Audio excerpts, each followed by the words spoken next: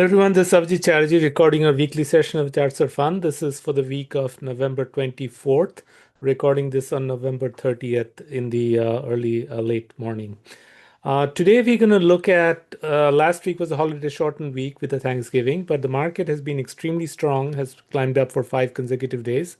So today we will look at the Bitcoin and Ethereum because they've had a reversal since the collapse a couple of weeks back. Last week, while the rest of the stock market was creeping higher, so did the cryptos. So we'll look at that.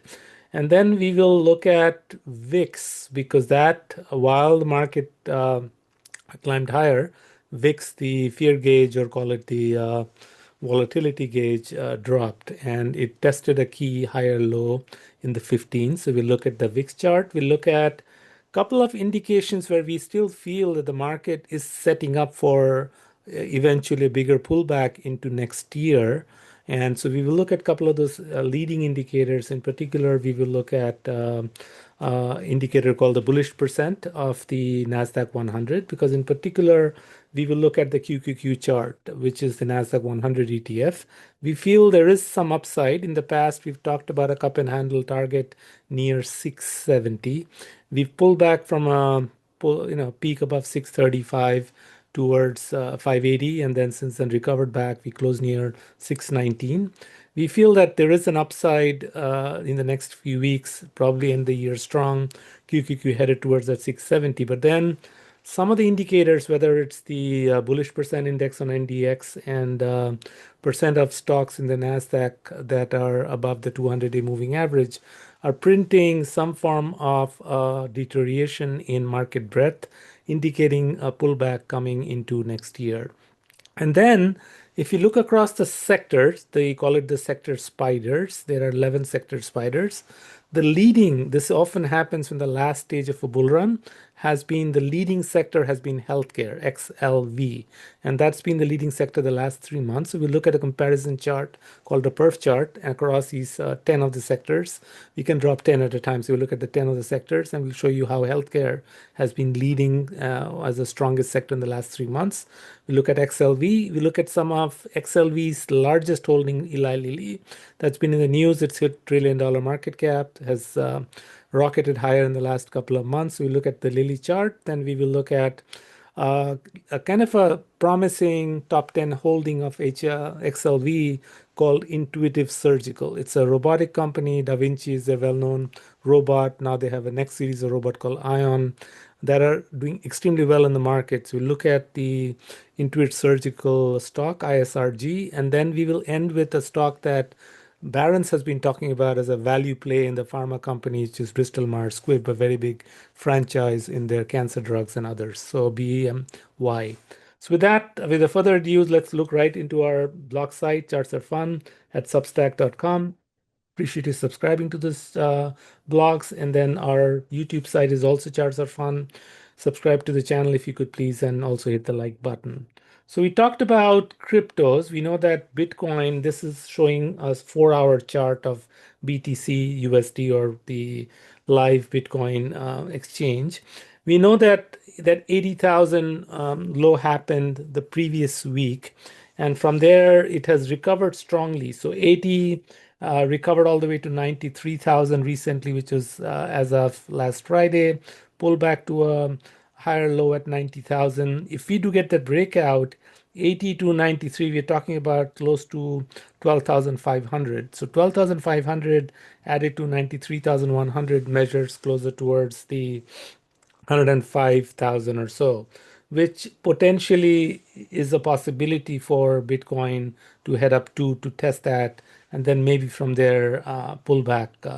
But near term, this, you could call this as a 93,100 to 80,600 back to 93,100. So a bit of a cup, and then the handle, a shallow handle. If that breakout comes, and it could come late into tonight into tomorrow, that breakout from 80,600 to 93,100, 12,500 added to 93,100 is 105,000. 105,600 is where we think Bitcoin could go. So it's something for us to look at.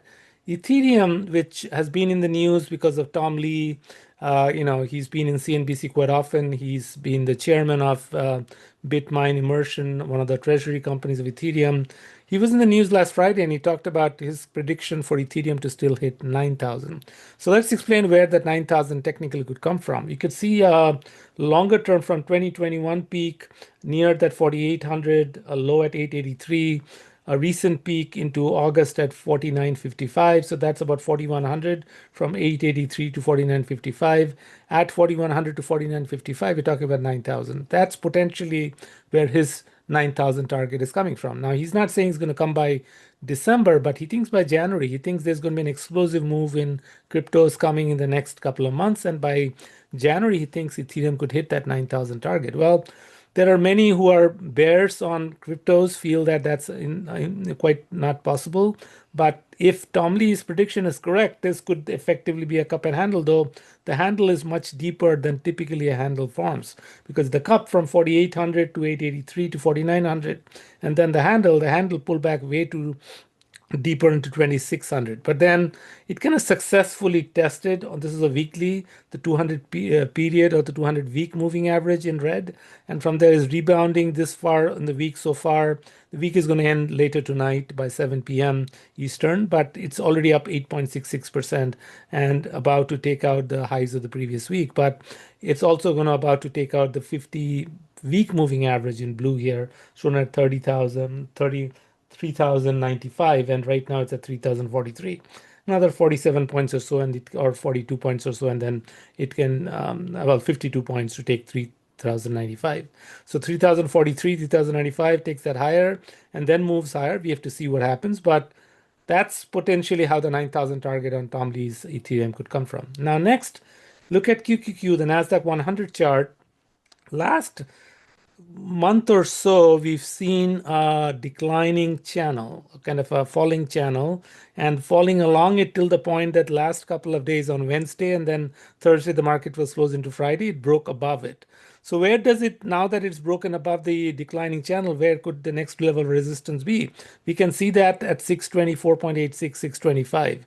So a 580 to a 625, that's a 45-point move. 45 plus 625 measures to 670. Turns out to be precisely where this cup and handle on the earlier part of the summer's projected target is. So a 538 to a 401, and here it's a 535.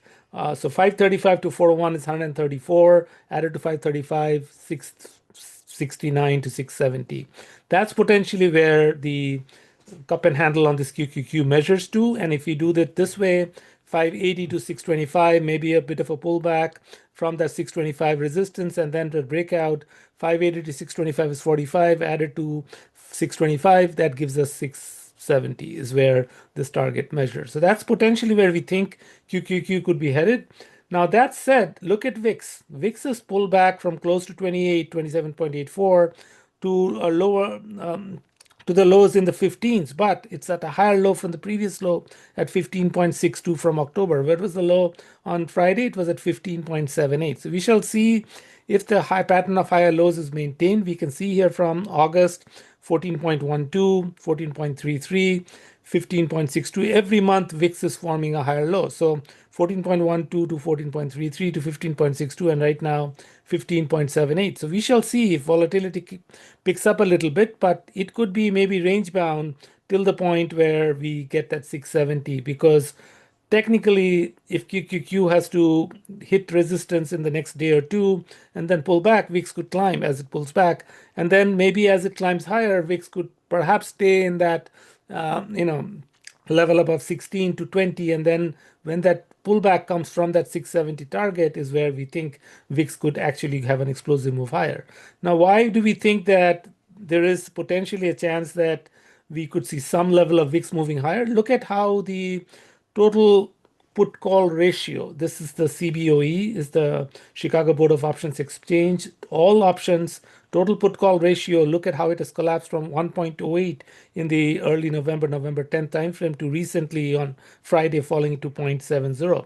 We haven't seen these levels till last maybe in May. The last from May till November in the 6 months, we have seen levels 0.73, 0.74. Haven't seen a level as close to 0.70. The lowest was 0.68 in May. And then before that, back in the January timeframe, it hit a 0.69. However, what we think is potentially happening is we could see the CPC, which is the total put call ratio, have an upward trending climb like we had from January into February before the market kind of fell from the, remember the last peak in February, the market fell. So that fall was when CPC climbed all the way up to 1.22. So we can see a trend of higher lows to the point then a spike higher. And so in a similar pattern, we think zigzag, it could form a pattern of higher lows to the point where then it can zoom back up to the 1.2 when the real correction comes. But till then, we expect that QQQ could hit that 625, pull back, and then break higher. If you look at the bullish percent of NDX, the NDX is the Nasdaq 100 index, that also is forming a pattern, which is really the percent of stocks in the Nasdaq 100, the 100 stocks in Nasdaq 100, percent of stocks with bullish point and figure charts. And we can see lower highs, 85, 80, 67, and the very recent high was at 51.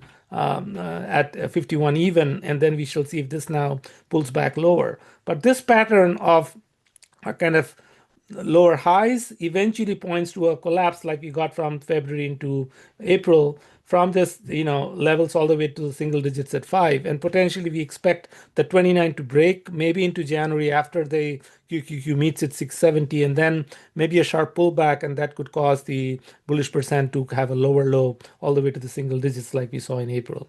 And then look at the 50 period moving average has already bearishly crossed below the 200-day moving average and trending lower. So that to us is a leading indicator the market is weakening while QQQ is climbing higher highs. We can see here QQQ climbing higher highs. The bullish percent index is telling us a story that call it the market's breadth, the technical breadth is weakening with fewer and fewer stocks becoming bullish in the Nasdaq 100. Right now, as low as 29% of the stocks were bullish, hitting to 51, but then now it could climb down lower as the Nasdaq kind of breaks down eventually. And then the percent of Nasdaq total, not Nasdaq 100, but all Nasdaq's exchange above the 200-day moving average is also, as we can see, a dome-shaped topping pattern. From the 12, climbing higher highs, peaked out at September at 51.76. Since then, lower highs, 51, 50.8. And then the recent high was 44, below the early November high at 45.3. So this pattern is a dome shape. It is eventually converging lower, could go back towards the 12 again, then the market eventually collapses. So the fact that the Nasdaq's 200-day stocks above the 200-day moving average is kind of forming a dome-shaped topping pattern. The fact that bullish percent index of Nasdaq 100 has already started forming lower highs, lower lows, and the fact that CPC could now kind of like in the January to February timeframe be printing higher lows and keep climbing higher indicates that potentially we could see a VIX breakout above 28. And that's a possibility. So 15 to 28 is 13. Add 28 to 13, you're getting 40 plus 41. Is potentially where we think we are headed. Not immediately. Still, we feel that QQQ is likely headed towards that 670 target from this cup and handle, 538, 401 to 536. This cup and handle measures to 670. And once that is met, then potentially is where we think we could start seeing the collapse of the BP SPX, collapse of the Nasdaq above 200-day moving average. Now, we can look at these sector comparisons, as I said, and end with that. And these are the 10 sectors. XLVs for the healthcare, utilities, the next strongest. So these are 3-month comparisons. We can see it's a perf chart. We can see it's the range over 3 months from late August. We've kind of just completed 3 months. And we can see in black, the strongest, up 16% over the 3-month duration is XLV, which is the healthcare. Next is utility at 7.8. Technology is right below at 7.5. And then negative, the worst performing is basic material at XLB at minus 2.5% or so. So that's where the healthcare is the strongest sector, which often the defensive sector is in the last part of a bull run. So we're not surprised that we're in the late innings of the bull run, and hence healthcare is finally leading in that phase. And if you look at the XLV's daily chart, this is a beautiful cup and handle, 148 down to 126, up to 146. 126 to 146 is 20 points. Add to 146, 166. That's the cup and handle target, 166.09. We tested 157, 158.95 was last week's high. We wouldn't be surprised for XLV to meet that in the next few days or next couple of weeks. So that's where we think XLV is headed. And if you look at the top 10 holdings, Eli Lilly is by far the biggest holding at over 15% weight. And down here is Intuitive Surgical, a robotic surgery company that makes robots for surgeries, is down at 3.58, 3.6%. So if you look at Eli Lilly's chart, that's a beautiful cup and handle, 897 down to 621 to 863, a lower rim, right rim than the left rim, but that 863 to 621, you're talking about 242 points. At 242, 863 gets us to 1104. So 1104 was the target. It already met it. It tested a recent high of 1111, close to 1112, and from there it had a like 2.5% pullback onto, and we can see that the MACD is curving lower. So we could have seen Lilly peak for the time being. The cup and handle has been met. It has diverged a lot from the 200 period moving average at 804. It's at 1100, close to 20% or more above from the 200 moving average. The MACD is now beginning to bearishly curve lower, could dip below the signal line, could dip below the red line, and then the histogram could go below the zero, could indicate, and we see RSI is also now from overbought levels have come down to 73, could go below 70 towards the 50, indicating a pullback coming into Lilly. So Lilly is not the place in healthcare to play further upside in the XLV to up to 166. A play in that could be, as I said, in the top 10. If you look at 1, 2, 3, 4, 5, 6, 7, 8, number 8 is Intuitive Surgical with 3.6% weight. If you look at ISRG's chart, this is a beautiful cup and handle, 550 down to the 427. 552 or so was the right brim, and then a cup, and then a handle, kind of cup shape handle, and then a breakout. So 552 to 427, you're talking about 130, 125 or so added to the 552. That gets us 677. That's the target, significantly higher than where it closed at 573. You're talking about another $102 or so. So little, about less than 20% upside in Intuitive Surgical. So if you had to play the healthcare and look at an aggressive, and look at the volume, massive volume in that breakout after earnings in October, showing very strong momentum, very strong fundamentals. And so far, look at all the black candles have been stronger, higher than the red candles, indicating there is accumulation, indicating smart money is buying the stock. And near term, another smaller cup and handle, 580 to 538 to 582, 538 to 582. We're talking about $44. Added 44 to 582, we're talking about 626 or so. So that's a near-term target, but 677 is this cup and handle that we think ISRG is headed to. So this could be a good, strong healthcare stock to be looked into. And then, as I said, into Barron's, there's been a talk about Bristol Myers Squibb. BMY is the large pharma stock. This has formed a beautiful base on the above top of the range at 49, bottom of the range at 42.5. So this base, if it breaks out, you're talking about 42.38 to 49.99. You're talking about that's about $7.61. At $7.61 to $49.99, you're talking about $57.60. So that's where the upside is. If we do break above 50, that's to be watched. But for those conservative looking at a healthcare stock that pays decent dividend and a good chance for it to break out from its base, Bristol Myers Squibb looks like a strong buy and a good buy as well. So with that, let's sum it up. We talked about Bitcoin from a crypto perspective, having formed a cup and handle that breaking above 93 could take it to 105, 106. We talked about Ethereum. If it has its breakout above 4,900, could go all the way to 9,000 is what Tom Lee's predicting by next month. And then if you look at QQQ, this pattern of the cup and handle, if it breaks out, could measure all the way up to 670. It has hit 637 late October, pulled back to a 580 in a declining channel. But the last couple of days, it has broken above that declining channel.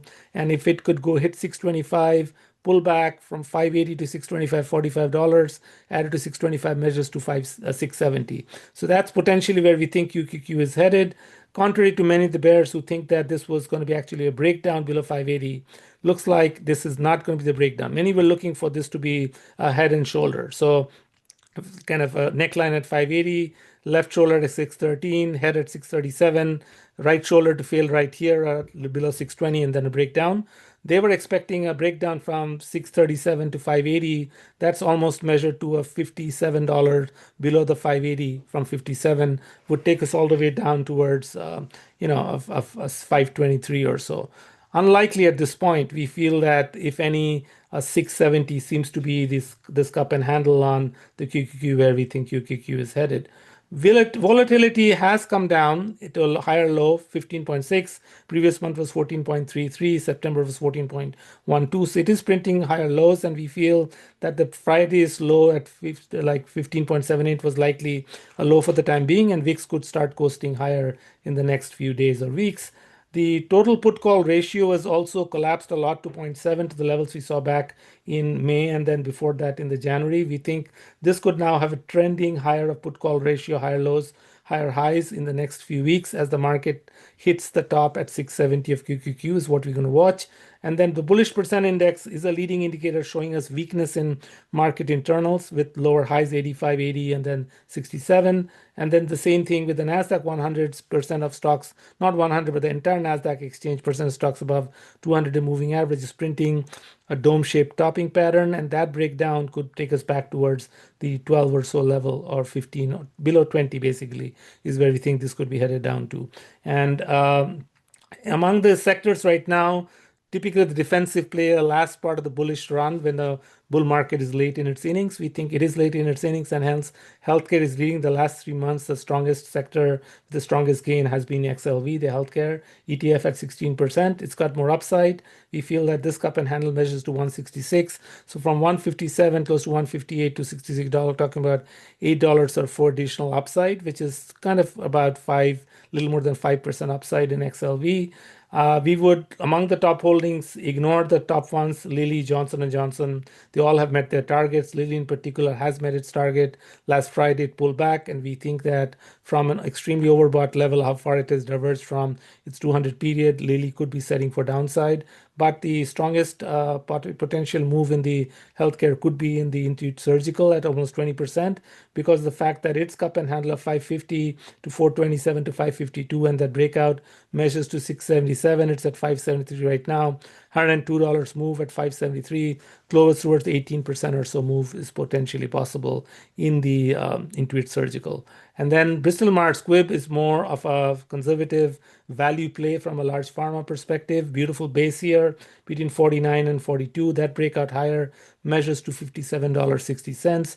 It is ripe for that breakout. Barron's had a bullish article on it over the weekend, so we shall see if this does manage the breakout above 50. That could be a conservative way to play the upside in the XLV from a large pharma dividend paying company. That good luck investing. We'll talk to you next week. Thank you.